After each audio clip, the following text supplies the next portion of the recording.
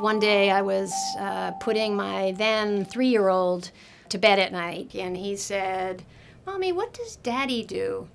And I said, "Daddy's a lawyer, just like Mommy."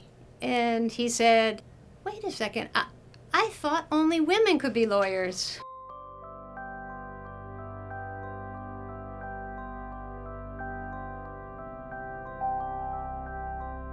So here's what I said 12 years ago. I hadn't expected to like working for a corporate firm. It seemed like such a different world, but I really do. I'm absolutely against blaming any type of failure on outside circumstances. I believe that you create possibility for yourself. This is probably a little black and white. I know how to get what I want.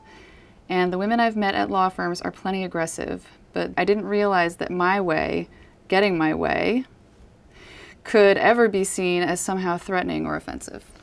In the long run, I'd like to focus on things that made me want to pursue a law degree. It's that idealistic cliche. I want to change the world. I cringe a little bit now when I hear myself read that out loud, I think in part because it sounds a bit naive. And then there are always the questions you have to ask yourself. Do you see yourself as a partner with a family?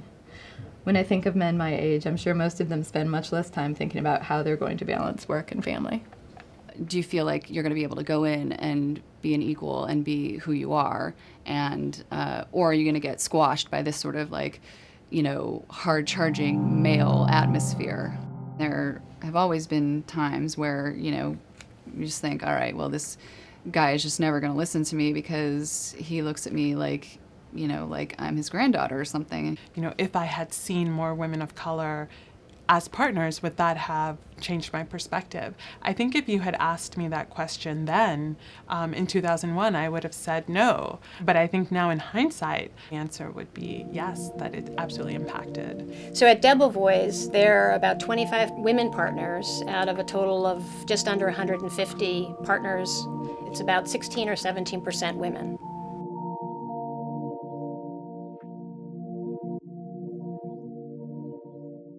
I know a lot of very ambitious women. The numbers are frustrating, for sure. No matter what industry you're looking at, there are about 15 to 20% women in an important leadership position, and that number is not getting much higher. There's a lot of stress that goes with this kind of a lifestyle.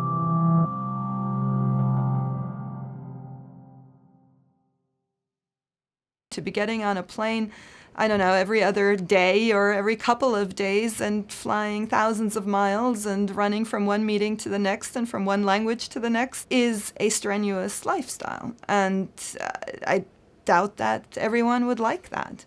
I personally love it. Forget about, the getting there part of it. You see, how hard the partners have to work, when they're there. You recognize that in order to do that job well, you really, really, really need to love working really, really, really hard. And I love to work hard, I do, and I love to do a great job, but I need more of a balance.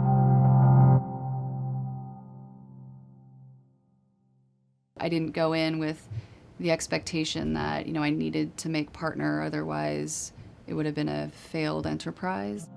At the time when I made the transition from a corporate law firm to a nonprofit, it felt very natural. It felt like an appropriate transition for me and for what I wanted to do.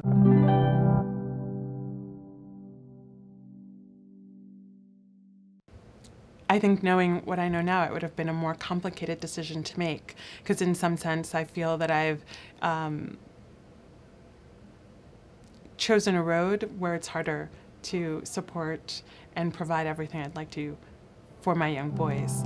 Will I still be doing the same thing in 5 years, or will I have decided, okay, I've had a great career and now we'll focus on family? I don't know, but I will be open to that. I will continuously reflect.